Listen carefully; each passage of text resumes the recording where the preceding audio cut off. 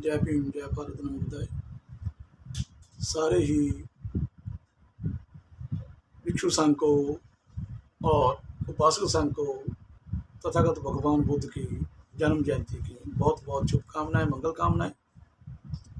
आज की जो हम धर्म चर्चा करेंगे वह इसलिए करेंगे कि हम ने तथागत भगवान बुद्ध की विद्या को क्यों बनाया, कैसे तथागत भगवान बुद्ध की जो विद्या है वह एक इंसान को इंसान बनाने के लिए उत्तम है और उस पर कैसे आचरण किया जाए, इस बात पे हम थोड़ी सी विचार चर्चा करेंगे।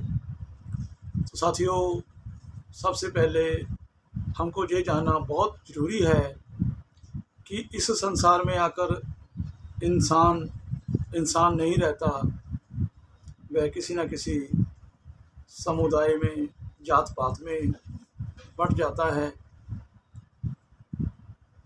प्रकृति का निज़म है कि जैसे कुत्ते की एक जात होती है और कुत्ते से कुत्ते का बच्चा ही पैदा होता है, सूअर से सूअर का बच्चा पैदा होता है, बिल्ली से बिल्ली का बच्चा पैदा होता है, सांप से सांप बनता है।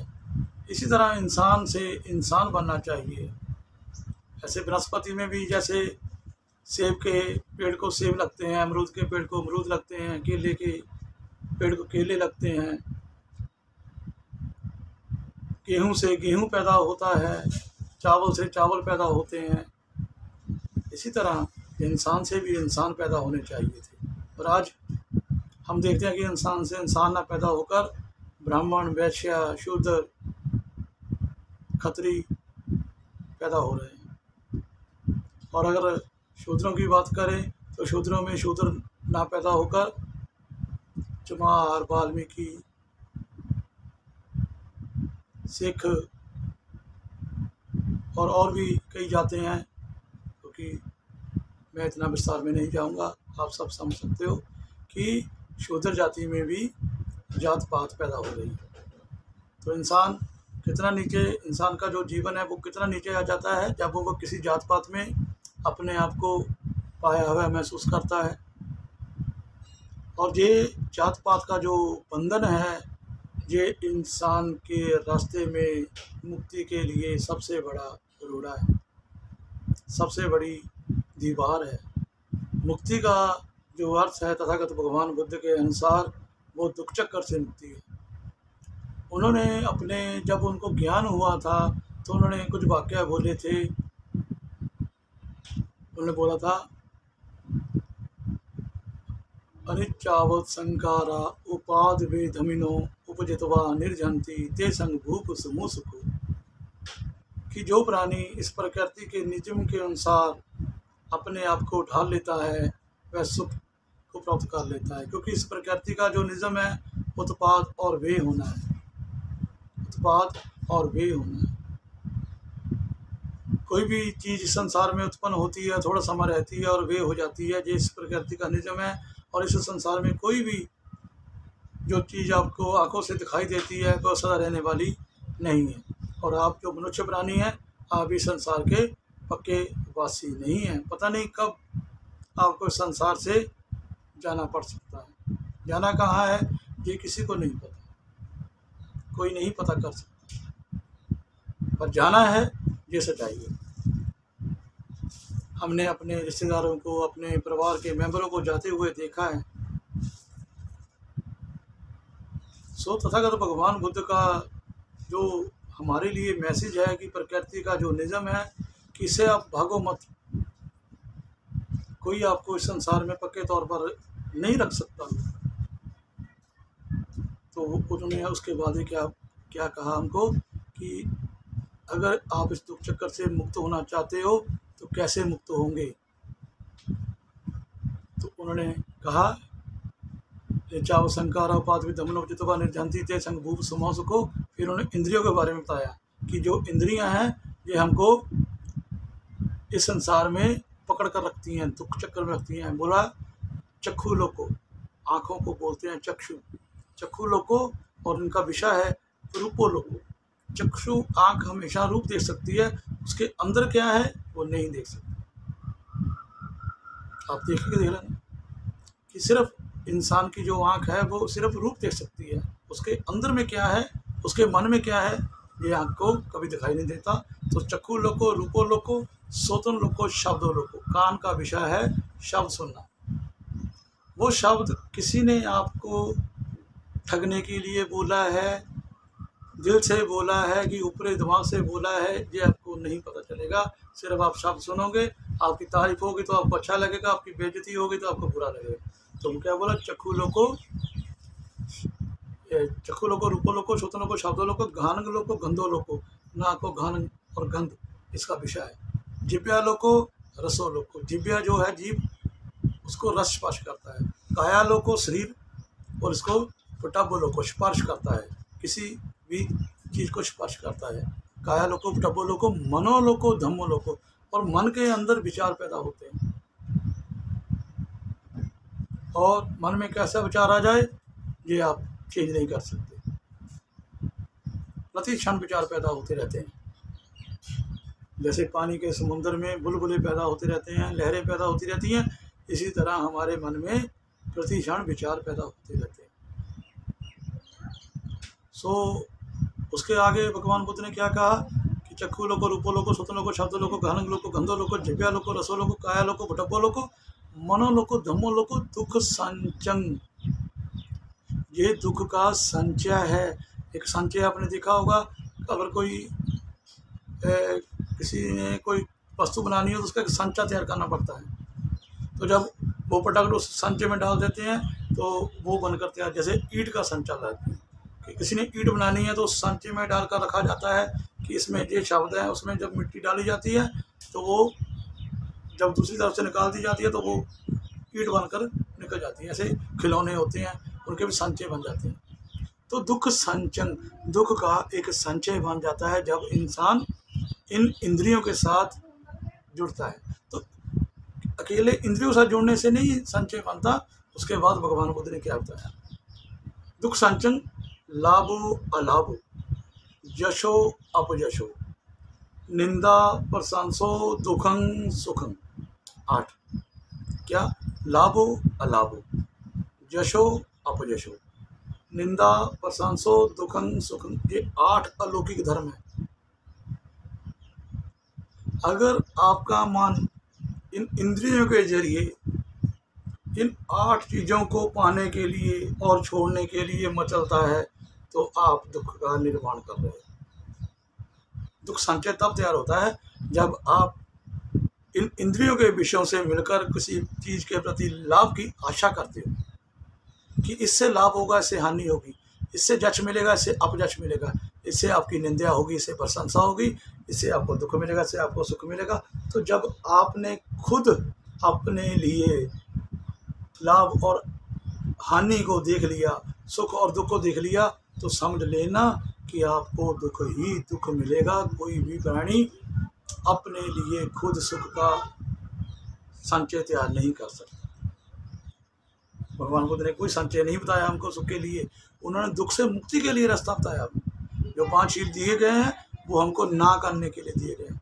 पाणातिपाता वेरमणि सिक्खापदं, प्राणी हिंसा नहीं करना, अदिन्नदाना वेरमणि सिक्खापदं, चोरी नहीं करना, कामेषु मिच्छाचारा वेरमणि, किसी के साथ दुराचार नहीं करना, मुसावादा वेरमणि सिक्खापदं, किसी को झूठ मत बोलना, और सुरा मेरा मद्यपान उठाना वेरमणि, किसी भी कच्ची पक्की शराब नशे आदि को सेवन नहीं करना। तो नहीं करने के बारे में बताया। पहले नहीं करने को, नहीं, जो काम अपने मन का काम होता है वो जो काम करने के लिए जाता है उसको रोकना सबसे बड़ा काम। तो जब ये रुक जाएगा फिर अगर झूठ नहीं बोलेगा तो फिर ऑटोमेटिकली सच बोलेगा। अगर चुराएगा नहीं तो मांग के लेगा, दुराचार नहीं करेगा तो किसी भी औरत के साथ उसको बहुत ही प्यार से बहन कह के उससे संबोधन करेगा। जब चोरी नहीं, झूठ नहीं बोलेगा तो फिर सच बोलेगा। और जब नशा पता नहीं करेगा, दूसरे को नशे पत्ते से रोकेगा, ऑटोमेटिकली दूसरा जो विचार ऑटोमेटिकली आने लगेगा। एक विचार को हमने रोकना है, दूसरा पॉजिटिव विचार अपने आप आने लगेगा। और तथागत भगवान बुद्ध ने इसके बाद क्या कहा, जब उन्होंने लाभो लाभो जशो जशो निंदा प्रशंसो दुखं सुखं अनिच्चा अनातम भी परिणाम धम्मो, कहते ये 8 लौकिक चीज़ें हैं जो ये अनित्य है, अनात्म है, झूठ है। कोई भी प्राणी को सदा सुख नहीं रहता, सदा लाभ नहीं रहता, सदा जश नहीं बना रहता उसका। ये 8 चीज़ें हर एक प्राणी को इस संसार में मिलती ही रहेंगी। तो अगर आपने मन तो लाभ में लगा दिया तो जब हानि होगी तो क्या पैदा होगा? दुख होगा ना। आप यश चाहते हो, किसी समय आप यश मिल गया, बेइज्जती हो गई आपकी, तो आपको दुख हो गया ना। तो हम तो दुख चाहते ही नहीं है। कोई हिंदू, कोई मुस्लिम, कोई सिख, कोई ईसाई, कोई चमार, कोई वाल्मीकि, कोई मध्वी सिख, कोई भी अपने को दुखी नहीं करना चाहता, पर सब संसार दुखी। नानक दुखिया सब संसार। तो कुछ महापुरुषों ने शब्द बोले, बुरा जो देखन में चला, बुरा न मिले कोई, तेगा ढूंढा आपने मुझसे बुरा न कोई। मतलब कि संसार में कोई बुरा नहीं है, मेरा मन में बुरे विचार आ रहे हैं और जिसके कारण मुझे उस संसार में बुराई नजर आती है। आज इस दुनिया में जो श्रेष्ठ प्राणी बनकर घूम रहा है, जिसको आप ब्राह्मण कहते हो, वो ब्राह्मण कौन है तो इंसान। पर उसने जो अपने आप को सुखी बनाने की जो उसने अपने मन में गांठें बांध ली हैं, वह उससे गलत काम करवाई जा रही। तभी वो इतना शुभाशात करता है कि ये इंसान मुझे दुख देगा, इससे मुझे स्पर्श तक नहीं करना, इसका परछावां भी मैंने अपने ऊपर नहीं लेना। क्यों नहीं लेना? क्योंकि उसको लगता है कि ये इंसान मुझे दुख देगा। उसने अपने मन में गांठ बांध ली है कि ये इंसान मुझे दुख देगा। जो इंसान ब्रह्मा विष्णु महेश को मानेगा वह इंसान मुझको सुख देगा, उसको लगता है, क्योंकि वह आपसे दान दक्षिणा पाना चाहता है। अगर आप ब्रह्मा विष्णु महेश को मानते हो, है तो आप शूद्र, अति शूद्र, वो आपसे नफरत करता है, पर आपसे पैसे किसे, आपके पैसे से वो प्यार करता है। वो चाहता है कि आप अपना जो कमाई दुनिया में वो उसको उसके मंदिर में जाकर फ्री में उनको देते रहें। वो आपको बोलेगा तथास्तु, भगवान आपको लंबी उम्र देगा, आपके बच्चों को सुख शांति देगा। तो आप इसी कारण सुख हो जाते हैं और उसको अपनी कमाई जो 50-100 रुपये आपने कमाया होता है वो दे देते हैं। सो हमें तथागत भगवान की बुद्ध की जो विद्या है वह यही है कि अपने इंद्रियों पर कैसे कंट्रोल करना है। उन्होंने बताया अतेसा तन्हा उपजमाना उपजति अथन विषमाना निविशति, कि जहाँ पर ये जो 6 इंद्रियां हैं बाहरी और 6 अंदरूनी, इन पर तन्हा जो तृष्णा होती है वह प्रति क्षण पैदा होती है और उसका घर बन जाता है। तो आपने अगर तृष्णा का खात्मा करना है, उसको से आप मुक्ति पाना चाहते हो, तजे सब तृष्णा, तो तृष्णा को तज करना चाहते हो, ख़त्म करना चाहते हो, तो आपको इन्हीं जगहों पर जाकर पहरा लगाना पड़ेगा। और जहीं तन्हा अतेसा तन्हा पय्य माना पय्यति अथ निरजमाना निरजति, जहाँ पर ही जाकर आप अपनी तृष्णा को ख़त्म कर सकते हो। आँखों के इंद्री पर जाकर ही आप आँखों की जो तृष्णा पैदा हो रही है उसको ख़त्म कर सकते हो। कि आँख ने कोई रूप देखा, आपने कोई भी अच्छा और बुरा शब्द विचार पैदा नहीं किया उसके प्रति, उस रूप के प्रति। अगर आपने इस बात पर पहरा लगा लिया, अगर आपके नाक को कोई सुगंध आई, कोई दुर्गंध आई, तो आपने अगर उसको अच्छा और बुरा मान लिया तो अच्छे के प्रति राग पैदा हो जाएगा और बुरे के प्रति द्वेष पैदा हो जाएगा। और जितना गहरा राग है उतना गहरा द्वेष, जितना गहरा द्वेष है उतना गहरा क्लेश। क्लेश क्लेश क्या है आज सबको पता है, हर घर में है, कोई किसी की बात नहीं मानता, हर घर में क्लेश पहुंच चुका है। सो हमने क्लेश को ख़त्म करना है, तो ख़त्म करने के लिए एक कारण होता है, उस कारण का निवारण करना पड़ता है। तो जो चीज़ पैदा हुई है वो खत्म हो जाती है। सो क्लेश पैदा हुआ है राग और द्वेष से, और राग और द्वेष कैसे पैदा होता है? इंद्रियों के जल से। और इंद्रियों पर पहरा लग जाए तो राग द्वेष खत्म हो जाएगा, उसके कारण जो क्लेश पैदा होता है वो खत्म हो जाएगा। जिसके कारण मेरे अंदर विकार पैदा होते हैं, काम, क्रोध, लोभ, मोह अहंकार, जो मुझे दिन प्रतिदिन इस संसार में दुखी बनाते हैं। मुझे कोई इंसान अपना मानने को तैयार नहीं और मैं किसी इंसान को अपना मानने को तैयार नहीं, क्योंकि वो मेरे रंग रूप में नहीं झगड़ा हुआ। मुझे भी आज दूसरे इंसान में ब्राह्मण, क्षत्रिय, वैश्य और शूद्र दिखते हैं। बाबा साहब की 22 प्रतिज्ञा याद है ना? उसमें 9वीं प्रतिज्ञा है कि सभी मनुष्य एक समान है, सभी मनुष्य एक समान है। तो मैंने किसी से बात की कि बाबा साहब ने ये प्रतिज्ञा क्यों दी? वो बोले कि बुद्धिस्ट धर्म में सभी मनुष्य एक समान है, बाकी तो ऐसे ही है। ब्राह्मण ब्राह्मण है, क्षत्रिय क्षत्रिय है, वैश्य वैश्य है, चमार चमार है, बाल के बाल में। जो बुद्धिस्ट है वही हमारे समान है, बाकी तो हमको कोई फिक्र नहीं किसी। बाबा साहब ने तो ये बात नहीं बोली। बाबा साहब ने सभी मनुष्य एक समान, सभी मनुष्य, अंग्रेज भी हमारे हैं, ब्राह्मण भी हमारे हैं। पता है ब्राह्मण हर वेले हर समय चाल पर रहता है, वो हमको अपना नहीं मानता, पर हम भी उसके जैसे हो जाए, सोचना पड़ेगा। बाबा साहब ने ये 9वीं प्रतिज्ञा क्यों की? सभी मनुष्य एक समान है, क्योंकि वह समानता चाहते हैं। एक ऊपर है, एक नीचे है, तो इसको नीचे लाने के लिए इसको थोड़ा ऊपर करना पड़ेगा, इसको थोड़ा नीचे करना पड़ेगा, समानता। जैसे हम कोई सब्जी लेने जाते हैं तो उसमें जो तकड़ी होती है, तराजू होता है, तो उसमें एक तरफ हमने बट्टा रखा होता है किलो 2 किलो का, और दूसरी तरफ कोई सब्जी रखी होती है। तो जब तक वो जो सुई होती है वो सामान्य नहीं आती, विचार में नहीं आती, तब तक हम उस चीज़ को नहीं लेते। समान। तो इस संसार में सभी प्राणी जब तक एक समान नहीं हो जाते तब तक इस संसार में सुख नहीं आएगा। तो हम बुद्धिस्ट हैं, ये 5 हील का झंडा है।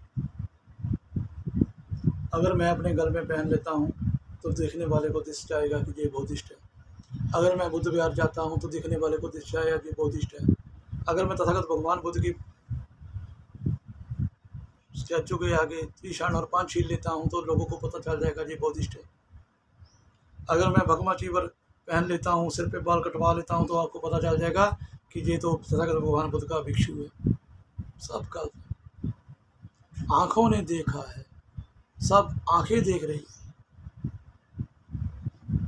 धारण करे सो धर्म है, वरना कोरी बात। धारण करे सो धर्म है, धारण आचरण पे आना चाहिए।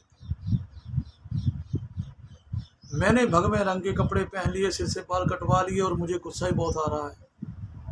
मेरे मन में लालच बहुत है। हर एक स्त्री के प्रति मेरे मन में खोट पैदा हो रही है। तो बताओ कहाँ का बुद्धिस्ट हूँ मैं, कहाँ का भिक्षु हूँ मैं भिक्षु अपने लिए बना हूँ।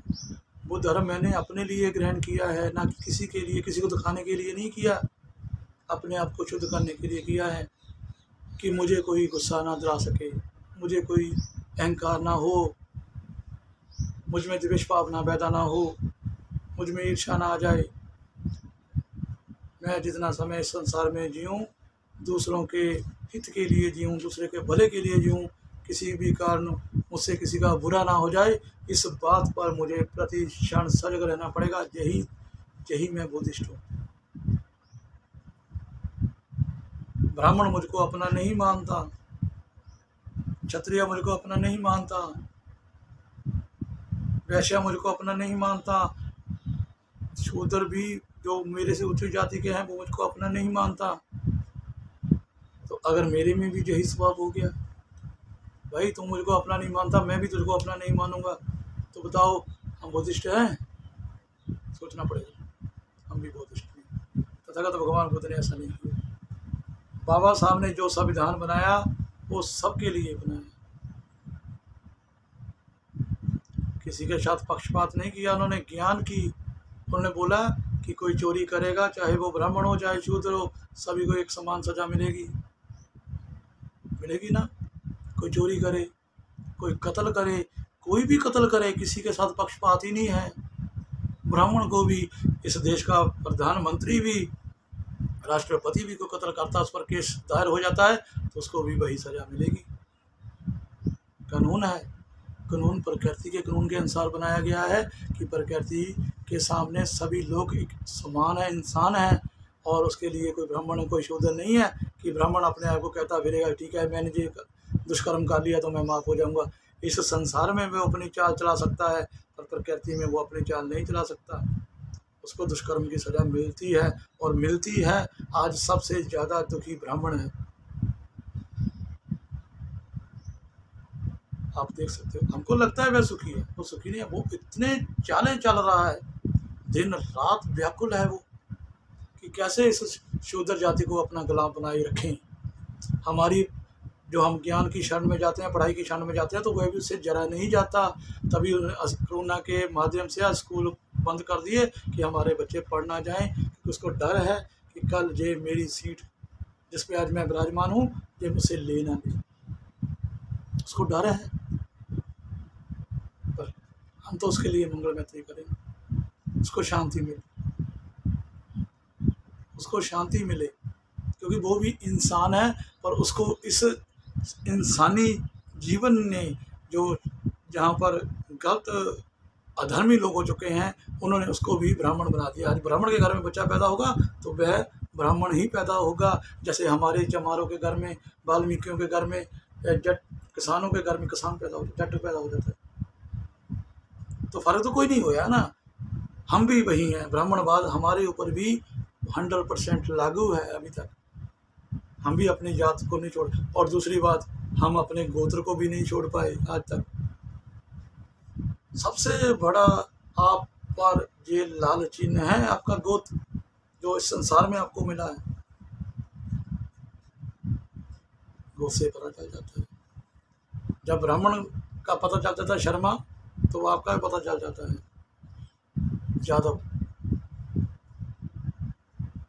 सुमन, बंगड़, रत्तू, पता चल जाता है ये कौन से हैं, आपकी कास्ट क्या है। तो साथियों, बौद्धिस्ट बनना भाव की अपने आप को अपनी जात अपने गोत्र से आज़ाद कर लेना। अगर आप कोई इंसान बोले कि मैं चमारों का खून पी जाऊंगा, मैं इस जाति के इंसानों को ऐसा कर दूंगा, तो मुझ में गुस्सा मत हो, मेरे में गुस्सा नहीं आना चाहिए। पर मुझे तो कहा जाता है कि तुम अगर कोई चमारों को गाली निकाले तो तुम सबसे पहले जाकर उसको काट देना। अगर आपके गुरु को कोई गलत शब्द बोले तो उसको मार देना जाके। ऐसे हमको पढ़ाया जाता है, और आज उन लोगों का राज है संसार में, उसको गुंडा लोग बोलते हैं। हम अपने गुरु को बचाने के लिए उनको मार रहे हैं, वो अपने गुरु को बचाने के लिए हमको मार रहे हैं। तो बताओ सच्चा कौन है? हम अपने गुरु की एक बात अगर उसको गाली दे तो हम सहन नहीं कर सकते, तो हमारा भी कोई फर्ज नहीं है किसी की भावनाओं के साथ खेल, क्योंकि उसका भी लगाव किसी ना किसी से जुड़ा हुआ है, चाहे वह गलत ही है, उसको ज्ञान नहीं, वो जुड़ गया किसी से, तो उसको तोड़ना है। तो उसको तोड़ने के लिए भगवान बुद्ध ने क्या बताया?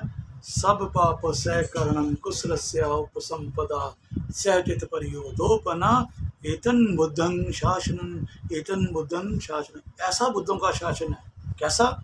कि कोई पाप कर्म नहीं करना, सब पाप सह कर्म, किसी प्रकार का कोई पाप कर्म नहीं करना। आपने किसी को मारा, आपने किसी को गाली दी, आपने किसी भी इंसान के साथ कोई बुरा कर्म किया तो वह पाप कर्म हो जाता है।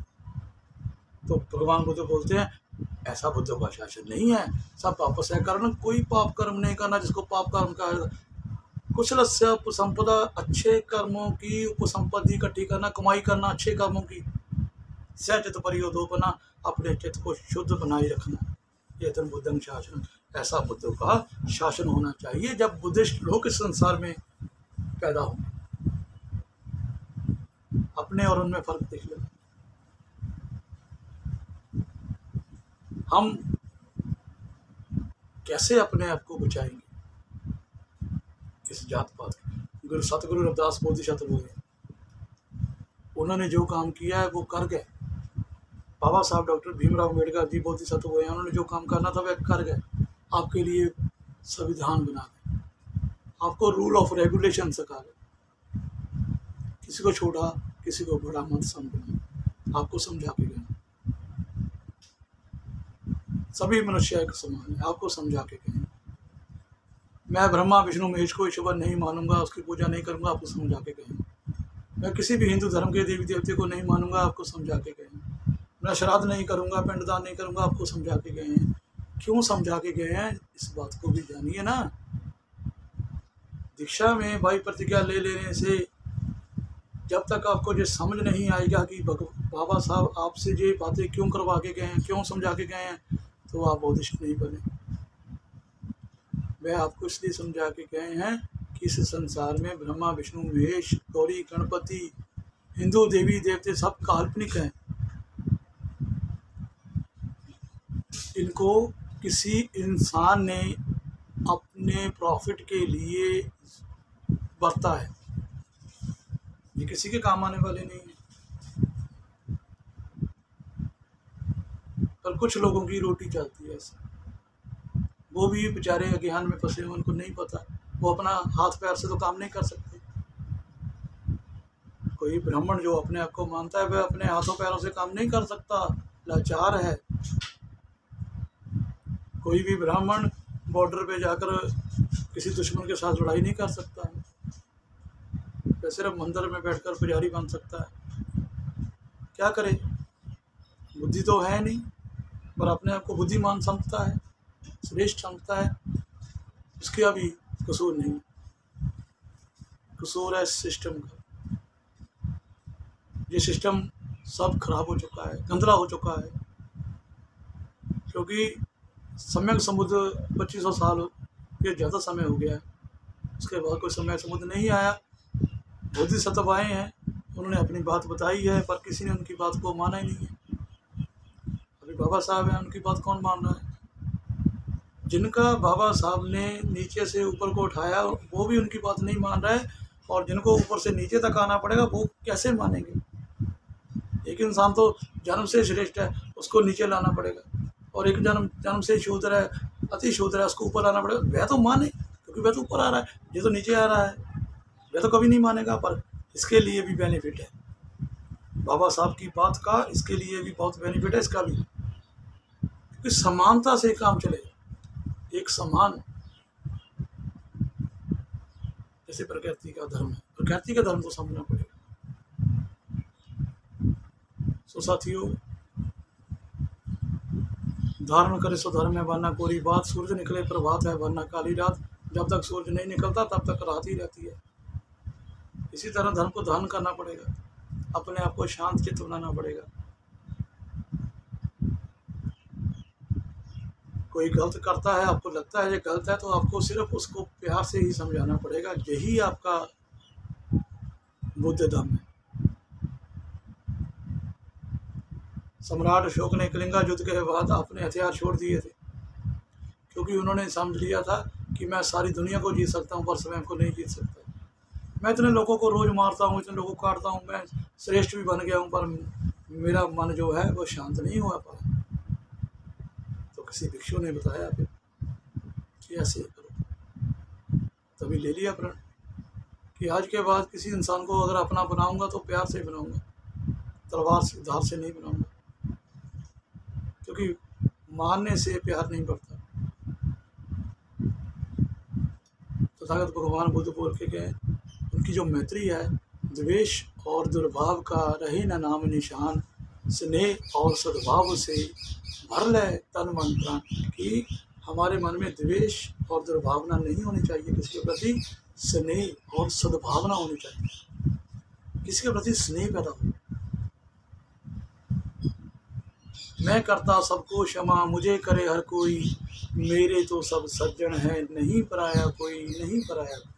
कि मैं सबको क्षमा करता हूँ, अगर कोई गलती कर दे तो मेरी बुद्धि जो है उसको माफ़ करने योग्य हो, और अगर मेरे से कोई गलती हो जाए तो मुझे भी कोई माफ़ कर दे,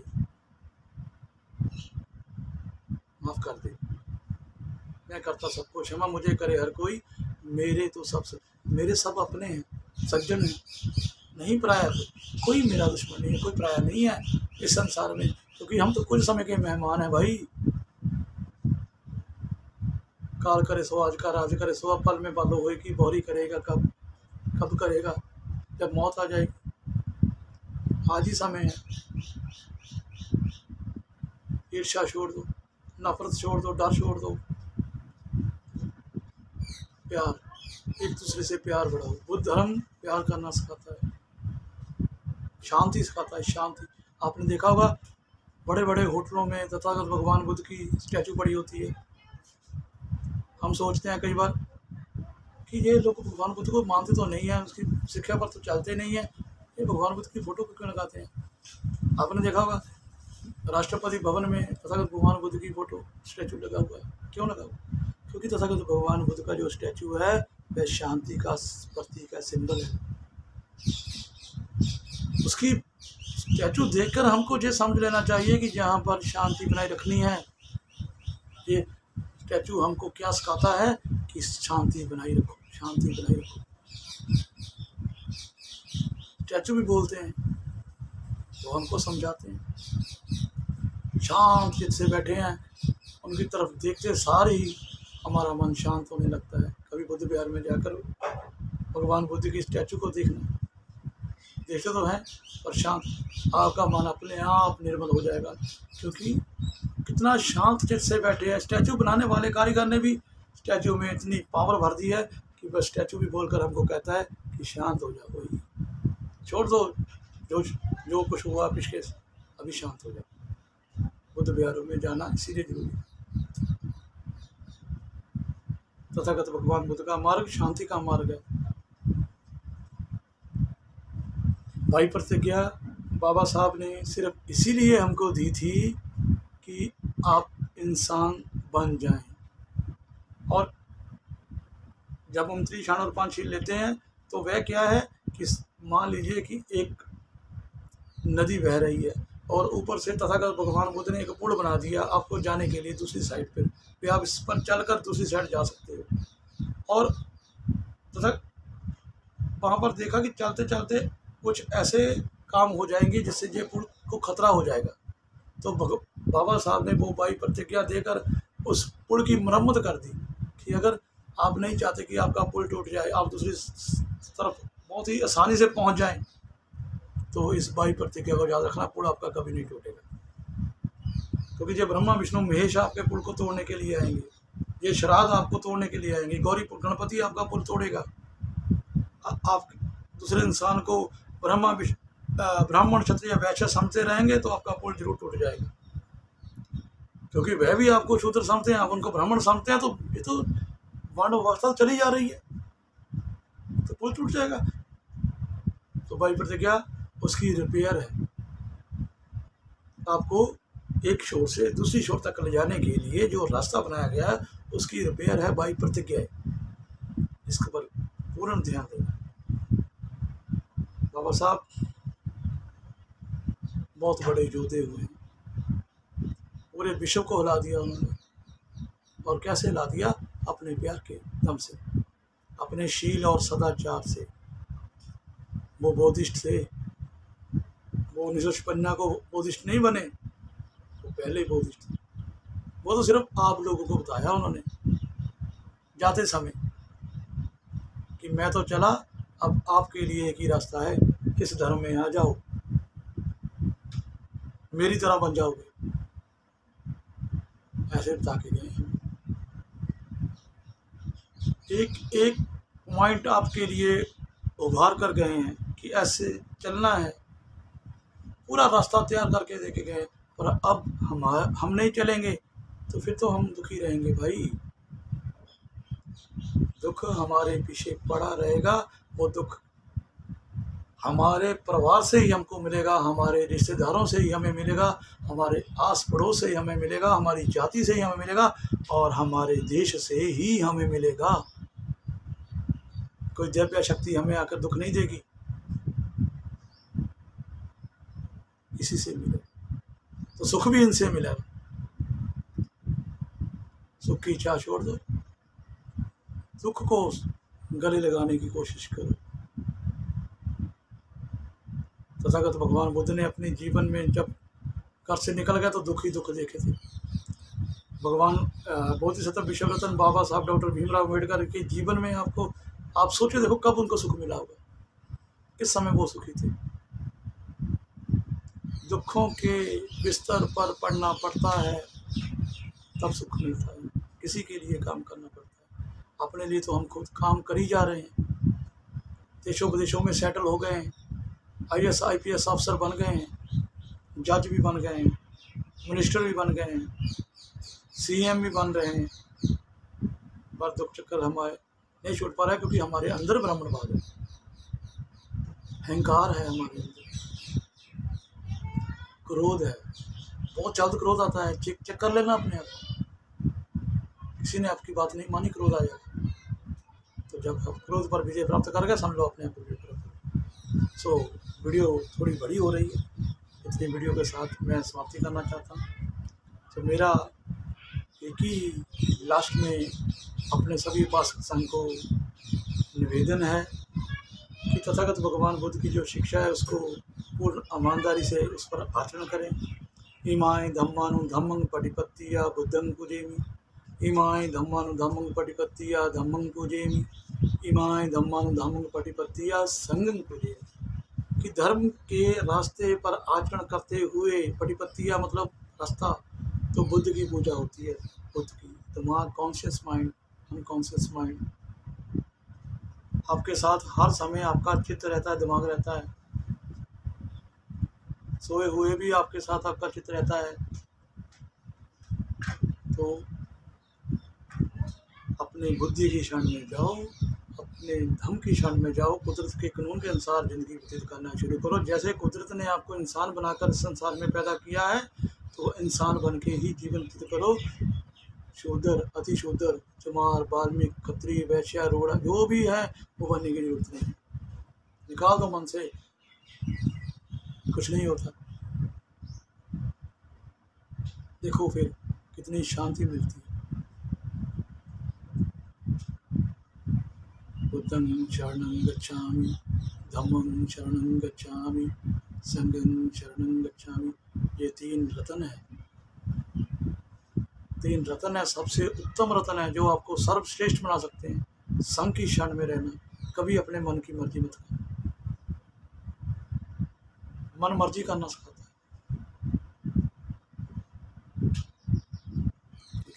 और किसी भी इंसान के साथ मत जोड़ना, कोई भी हो, अपनी बुद्धि के साथ जोड़ना।